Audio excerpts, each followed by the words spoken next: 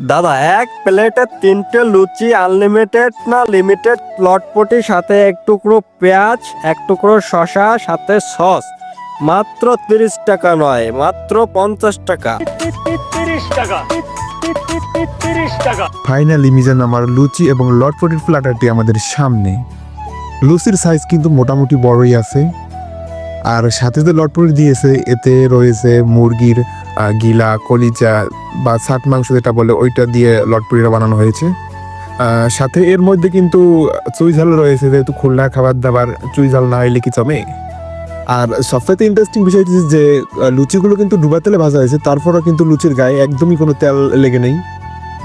Extra লুচি নিলে প্রতি পিসের জন্য দিতে হবে 5 টাকা করে, এবং এছাড়াও কিন্তু আমাদের কাছে রয়েছে বিভিন্ন ধরনের চপ, সিঙ্গারা এবং চিকেন ফ্রাই। আর খেতে কিন্তু মোটামুটি ভালোই ছিল, আপনারা চাইলে আসতে পারেন, খেতে পারেন মিজান মামার দোকানে। আর সবচেয়ে একটি কথা হইতেছে যে যারা